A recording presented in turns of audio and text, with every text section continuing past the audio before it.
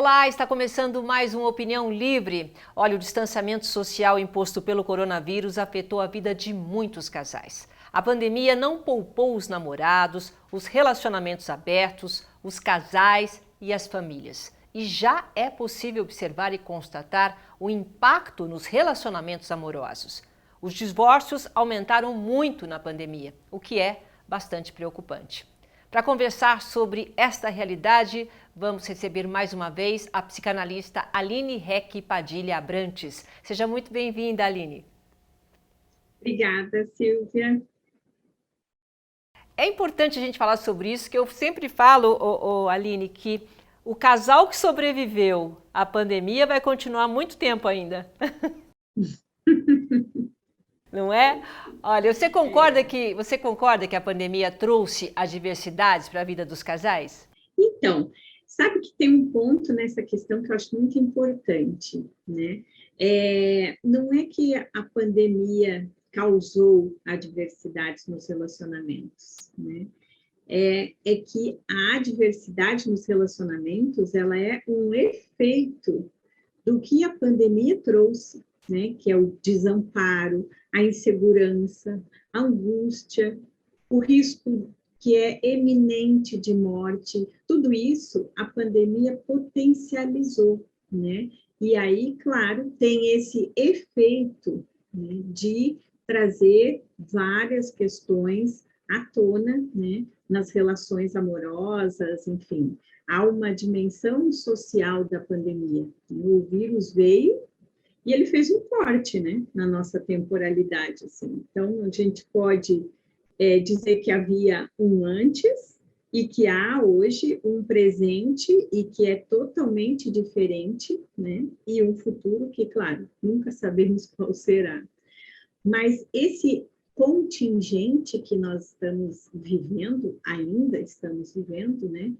Ele não é sem efeitos, né? Ele traz um impacto social na intersubjetividade, né? Em tudo que a gente não imaginava viver e que nós estamos vivendo, né? Estamos atravessando, agora num momento um pouco mais brando em relação ao número de mortes, à situação da pandemia, porque já uma boa parte da população está vacinada, né? Mas há um sofrimento psíquico. E esse sofrimento psíquico, ele sempre existiu, só que a pandemia trouxe para a cena, né? Colocou no palco a luz, né? Nesse sofrimento psíquico que ficou mais inflado, né? Com toda essa situação. Então, o que nós temos hoje, né, as pessoas mudaram a sua relação com o outro, com o próprio corpo, com a alimentação, com a bebida, com a vida, né? Então, como não ia também ter efeito nas relações amorosas? É verdade, uma boa reflexão que você já fez logo no início aqui do programa. O isolamento social, ele impôs a convivência diária para muitos casais. E isso acho que foi determinante para o fim de muitas relações, né? Porque é aquela coisa do dia a dia. De repente o marido saía de manhã, voltava à noite, e a mulher, por sua vez, também cada um para um canto, e aí eles foram obrigados, né, da noite para o dia, a conviver. É uma realidade, né? A gente, mas a gente não pode também, Silvia, deixar de lembrar, né, que, de certa forma, há uma fantasia de que todo mundo ficou confinado, né? Porque muitas pessoas não tiveram esse privilégio, né? Seguiram trabalhando, tiveram que se rearranjar na organização familiar, porque tem filhos pequenos e a escola fechada, enfim. Agora, esses casais que você está se referindo, que ficaram, assim, isolados em casa, longe da teia social, né, que é mais ampla, que está para fora da casa, né, e precisaram ficar muito mais próximos 24 horas por dia, né, várias questões que já eram presentes na relação desse casal, que estava ali, sabe, encoberta, guardadinha dentro do armário, né? Isso veio à tona, né? Então, começou a ficar mais aparente as diferenças em relação às questões em relação ao próprio vírus, à vida, as questões sociais, políticas, enfim. Né? Um exemplo é aquele casal que já vinha assim arrastando a relação, mas que no cotidiano, como você mesma disse, né, na rotina do trabalho, na vida social, né, com os amigos, isso acabava sendo uma prótese, né, para o osso duro, né, da relação. Então, ficava meio que encoberto, e agora a pandemia, né, ela traz isso para cima, porque a convivência 24 horas, né, por dia, juntos, no mesmo espaço, muitas vezes sem ter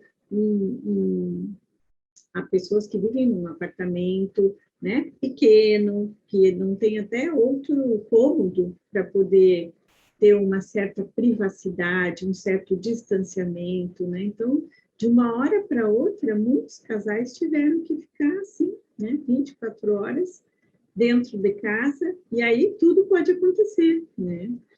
Brigas, conversas, afastamentos, separações, rearranjos, né? Assim como há também a situação de famílias em que todos ficaram em casa, né? Filhos, pais, e aí muitas vezes não tem cômodo suficiente, né? É claro, para as pessoas poderem se distanciar, manter uma certa privacidade, poder ter o seu momento, né, de consigo mesmo, sem estar o tempo todo ali, né, na convivência com o outro. Isso traz uma irritação que vai tomando uma dimensão muito grande para aquele casal, né, que até então podia estar, quem sabe, razoavelmente bem, de certa forma vinha mantendo a relação, uma coisa assim, né, morna, tranquila, né, e aí, com essa mistura toda dentro desse espaço de casa, né,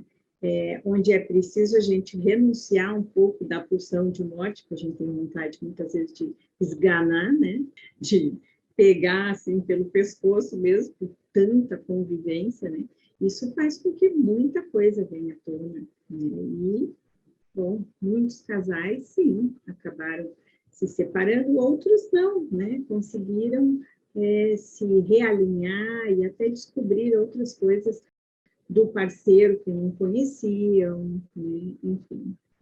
Eu falo que convivência por si só já é difícil, com pais, com filhos, não precisa nem ser, nós estamos falando aqui nesse programa de relacionamento a dois, mas qualquer convivência é difícil, e você colocou um ponto importante, né, porque existiu pandemias diferentes para cada tipo de pessoa que tem um apartamento grande ou uma casa grande, tem gente que tinha pouco cômodo, então fica difícil a gente dar um padrão de como as pessoas passaram e estão passando por esse momento. Eu lembrei agora dos casais que ficaram separados durante boa parte da pandemia. Isso também deve ter afetado a relação, né, Aline? Sim, claro, Silvia, né? Tem muitos casais que, para proteger o seu parceiro, né, e proteger os filhos, que precisaram ficar separados, né? Alguns ainda permanecem separados, né?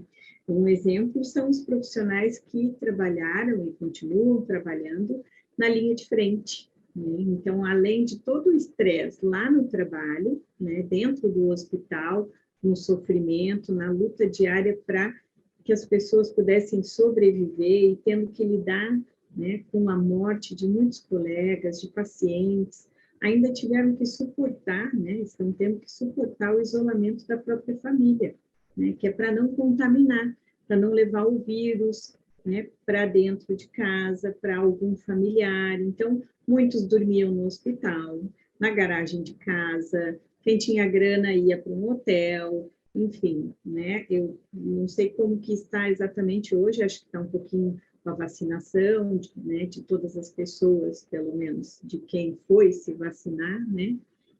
Isso acho que abrandou um pouco, mas viveram momentos bem difíceis, né? Então, esses são os grandes guerreiros que tiveram que lidar com a situação toda dentro do hospital e ainda com a separação de corpos, né, de pessoas que eles amam. Né? Isso traz e toca nas questões subjetivas. Né? Então, é claro que traz efeito, né, essa mudança brusca, essa separação dos corpos, né, que seja para um cuidado, mas teve efeitos na relação dos casais. Com certeza, os mais diversos, né? Há casais que não conseguiram suportar e acabaram se distanciando mais ainda, e outros, né, que essa separação trouxe um outro cuidado, um outro tipo de cuidado, uma certa união diferente, que se reorganizaram, né, se reencontraram de um jeito diferente. E a gente sabe também, né, Aline, outra situação que foi colocada, que muitos pais ficaram desempregados. Então, o desemprego, essa incerteza, também pode ter sido uma das causas dessas desavenças entre os casais, né? É uma tensão muito grande, né, Silvia? Porque a insegurança, né, bateu na porta de muita gente. Muitas pessoas perderam o emprego, né? E aí vamos pensar, a gente não pode esquecer que nós vivemos uma sociedade machista, né? A estrutura social da nossa sociedade é machista. Então, muitas cenas tristes e deprimentes, né, elas tiveram mais presença, se tornaram mais presentes dentro das casas, né? Por exemplo, um casal que a esposa não foi demitida e o marido perdeu o emprego, né? Ela segue trabalhando e ela pôde seguir trabalhando em casa, fazendo o seu trabalho em home office, né? Ela seguiu trabalhando, né, e cuidando dos filhos e da casa, e às vezes esse marido não auxilia, mesmo estando ali, né, sem ter o seu emprego, sem estar fazendo alguma coisa, mas a situação para ele está tão delicada e já tem toda essa cultura, né, que a gente não dá para negar, que é machista, de que é a mulher que faz, então no dia a dia, quando os dois trabalhavam, a mulher se organizava, tudo isso fica mais nítido quando os dois estão em casa e a mulher continua se virando para dar conta de tudo isso, né? E o marido, às vezes, reclama quando precisa dar conta do filho, né? Precisa dar uma atenção maior. Então, essas questões pessoais ficam muito à flor da pele, né? E as questões do casal também, né? Essa condição da mulher, que muitas vezes é colocada no lugar de objeto, né? É um enrosco que precisa ir aos poucos, né? Se enroscando, que não dá mais para empurrar com a barriga, né? Porque não tem todos esses apoios que tinha antes da pandemia, né? Que era leva para uma tia, pede uma ajuda para a mãe, enfim, tem a escola para a criança, também tem a situação de muitas crianças que acabam sofrendo violência também. Aliás, esse é um ponto que eu quero falar no próximo bloco, eu preciso fazer um intervalo, então nós vamos falar principalmente da violência, né? O alto índice de violência doméstica que aconteceu e quanto isso afetou as relações. Um instante só, a gente já volta.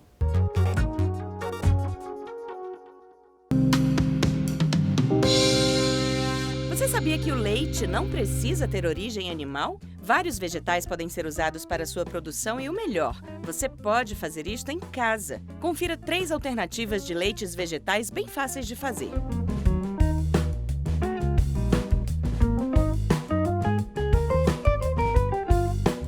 Leite de banana.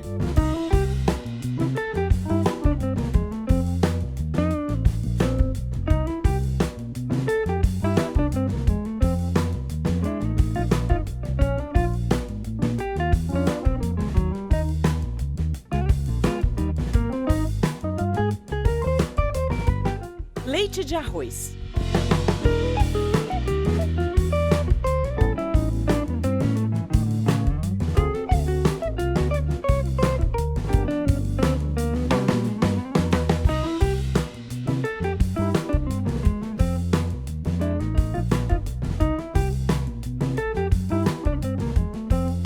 leite de inhame.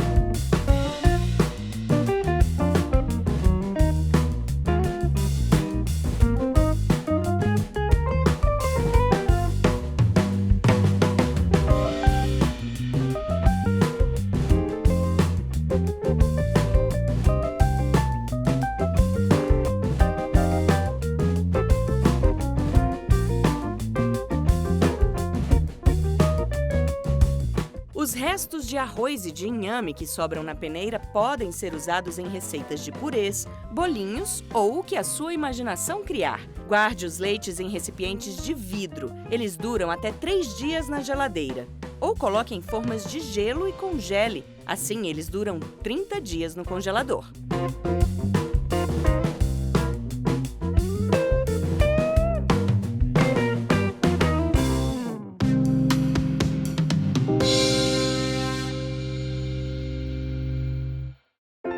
O Vitor sempre falava que queria ser doador de órgãos, e eu apoiava.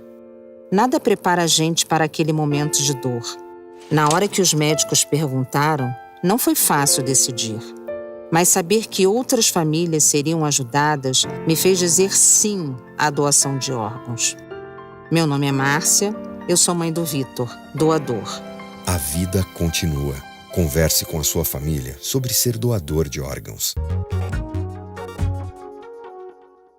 Opinião Livre está de volta. Hoje o nosso tema é relacionamentos na pandemia. Estou conversando com a psicanalista a doutora Aline Heck Padilha Abrantes e a gente terminou o primeiro bloco falando sobre a violência, né? Outro ponto relevante é a violência doméstica, que aumentou muito. E que causas você identifica para essa realidade? Por que aumentou tanto a violência? A violência doméstica, né, Silvia, ela existe desde muito tempo antes da pandemia, né? E aí eu me refiro à violência física, moral, sexual, enfim, né? Todo e qualquer ato que coloca o outro numa condição de objeto, né? Sendo que esse outro não quer, né? Porque, por exemplo, a mulher, né, numa relação, num ato sexual, ela pode muitas vezes se colocar nesse lugar, né, de satisfazer o outro e apenas isso, e, enfim, nesse lugar mais passivo, né, de algo de um objeto que está ali para satisfazer o outro, mas é por uma escolha, né? Agora, quando ela não quer, aí é uma violência, né, porque há um apagamento aí desse sujeito, né, há um apagamento do querer dela, da vontade dela, não é uma escolha, né? O que aconteceu na pandemia é que essa violência que já existia se tornou maior, claro, pela convivência e também a estrutura toda que havia e que precisou ficar fechada, todo o aparato do Estado, de ONGs, de instituições, né, que tinha toda uma estrutura de amparo, né, para esses casos de violência. Então, muitas famílias, né, muitas mulheres, que são as que mais sofrem com a violência, né, ficaram totalmente desamparadas e expostas dentro de casa com seus próprios agressores, né? Então, elas que já sofriam essa violência, passou a tomar uma dimensão muito maior. Outro ponto importante, bem significativo, aí é o consumo de álcool, porque também há pesquisas que mostram o quanto aumentou o consumo de álcool na pandemia, né? E a gente sabe que violência e álcool, às vezes, faz um belo conjunto, aí, uma bela aliança, né? E a violência com as crianças também, né, aumentou muito. Porque os pais em casa, sem paciência, toda essa situação, né, e as crianças demandam atenção, demandam cuidado, precisam de espaço, enfim. O pai não tem paciência, a mãe não tolera, e a criança fica nessa mesma condição de objeto da violência de outro. E muitas vezes sem ter um refúgio, né? Ficaram sem ter um refúgio de ir para a casa da avó, de ir para a escola, né? De poder falar para a professora o que está acontecendo dentro de casa, enfim. A gente vai ter que prestar atenção em todas as esferas, e principalmente nas crianças, no pós-pandemia, né? E cuidar da saúde mental das crianças. Realmente esse foi o maior problema, né? Tem sido o maior problema enfrentado por todos nós durante a pandemia. Vê que você citou aí vários tipos de relacionamento permeados aí com a violência, né? Então, entre o casal, dos pais para os filhos, entre as crianças também. Então, existe aí, eu sempre falo, né, que já existia esse clima de violência, já existia essa predisposição à violência, mas também tudo que a gente falou até agora ajudou a aumentar, né, a potencializar. Agora, tem também os casamentos e uniões firmados em plena pandemia, tipo casamento às cegas. É isso? Ainda existe esse tipo de união, Aline? Tem, sim, tem. Li várias matérias trazendo, né, essas.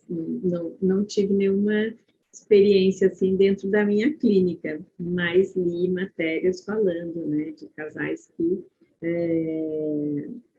recém tinham se conheciam há muito pouco tempo, há dias, e aí veio a pandemia e resolveram passar a pandemia juntos, né? Resolveram se unir, um foi para a casa do outro e passaram a morar juntos, enfim. Isso me faz pensar muito num texto do Freud, que é bastante poético, que chama Sobre a Transitoriedade, né?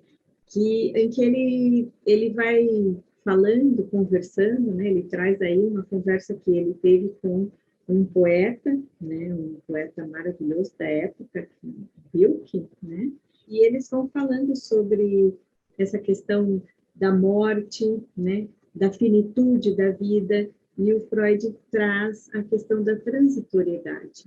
Esses casais me lembram esse texto, porque eu acho que tem algo assim de uma ânsia por viver, né? Como se assim a pandemia trouxe algo de eu preciso viver, e é agora, porque pode ser que amanhã eu já não esteja mais vivo, né? Então, tudo que eu tenho para fazer, eu vou fazer aqui agora, e vamos já morar junto, e vamos passar por isso junto, e vamos ver o que vai dar, e vamos experimentar, enfim, que é essa ânsia de poder viver, né?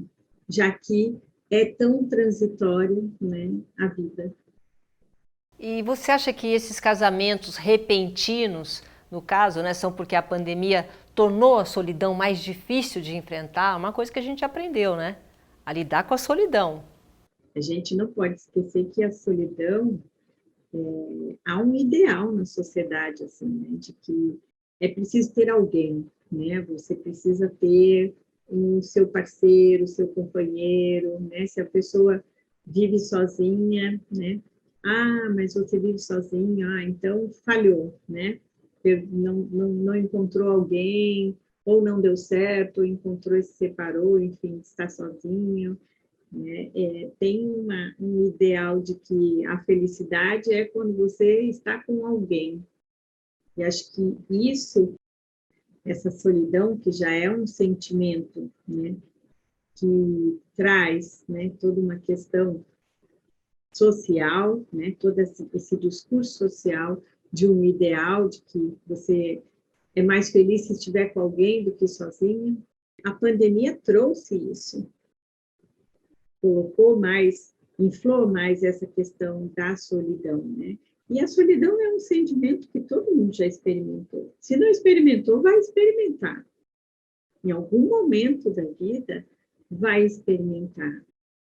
Mas acho que o que trouxe é que para aqueles que é tão difícil ficar sozinho, que a solidão acaba sendo algo que eles não querem, né? Porque há um sofrimento aí na solidão, né?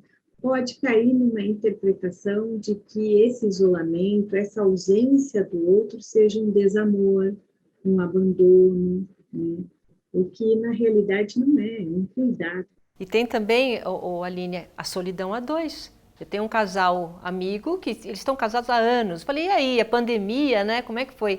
Não, ele ficou no quarto dele e eu fiquei no meu quarto. E assim foi, se encontravam de repente para comer, ou às vezes nem tanto. Então, a solidão é muito subjetivo, né? Porque você pode estar com a casa lotada, você pode estar um monte de gente, ou estar se sentindo só, não é isso? Sim, com certeza. Porque a solidão é algo que diz da sua relação com o outro, e não necessariamente da existência de um corpo ali, né? Do espaço geográfico. Você, como você disse, você pode estar numa festa lotada de gente e se sentir sozinho, porque diz das suas questões, né, que são muito singulares e muito particular da sua relação com o outro, de que leitura você faz, né, como que é para você se relacionar com o outro, lidar com as diferenças do outro, né, com as questões que tocam naquilo que é delicado, né, que tocam ao narcisismo de cada um, aos ideais de cada um. Então, quando um casal consegue, né, como você citou, consegue manter minimamente a sua privacidade, a sua individualidade, né, isso é importante. É importante para que eles possam, quando estão juntos, estar juntos, respeitando cada um a individualidade do outro. É esse que é o segredo, né? Agora, Aline, será que nós podemos tirar, então, algum proveito de tudo isso? Quer dizer, algo de positivo, né? Para a gente refletir e aprender com essa pandemia? Sabe, Silvia, é em torno do real, né, de algo que é contingente, né, como o que a gente está vivendo, né, que trouxe, assim, o fantasma da morte, né, e não só como fantasma, mas a realidade, né, é em torno disso que causa, assim, que tem essa, de ser um contingente, assim, que a gente tem a capacidade de se reinventar, que é possível, né, reinventar. Então, acho que as relações, muitas, né, e isso eu escuto na minha clínica, estão se reinventando, estão se rearranjando de um jeito totalmente diferente, sabe? Casais que ficaram, no decorrer do ano passado, brigando muito, com muitas as diferenças, assim, super à flor da pele, e uma intolerância em relação à diferença do outro, uma dificuldade de poder lidar com isso, né? Porque toca nas suas próprias questões narcísicas, né? E que conseguiram passar por isso e que estão se rearranjando de um jeito totalmente diferente do que era antes, e perceberam que como viviam antes não estava, não era, não vinha numa relação saudável. Então, eu acho que quando a gente lida com algo, né, em torno do real, é possível se reinventar. É um proveito que a gente pode tirar, talvez, né, dessa situação que nós estamos vivendo. Que cada um, né, nas suas relações amorosas, possa recriar, né, rearranjar, reinventar o jeito de estar com o outro. É isso mesmo, eu acho que essa reflexão, né, nós aprendemos muito nessa pandemia, principalmente, é o que você falou aqui durante o programa, essa tolerância, né? E a convivência, a gente fala assim, não quero viver sozinho, mas eu acho importante a convivência justamente para a gente aprender a lidar com o outro, né? E convivência, e eu também não quero ficar sozinho não, ninguém quer ficar sozinho não, né? Aline, olha, eu quero te agradecer muito, se você quiser mandar alguma mensagem para quem agora está saindo da pandemia e quer ter um relacionamento, o que precisa prestar atenção? Acho que é assim mesmo. Prestar atenção em si mesmo, né? Para estar com o outro. Tá bom. Então, Aline, muito obrigada mais uma vez pela sua participação aqui, viu? Ok, Silvia, obrigada eu pelo convite. E sempre bom, né, poder estar aqui, trocar com você e levar alguma coisa para o público que nos assiste. Tá certo. E muito obrigado pela companhia. Nossa Opinião Livre vai ficando por aqui e até o próximo programa. Tchau!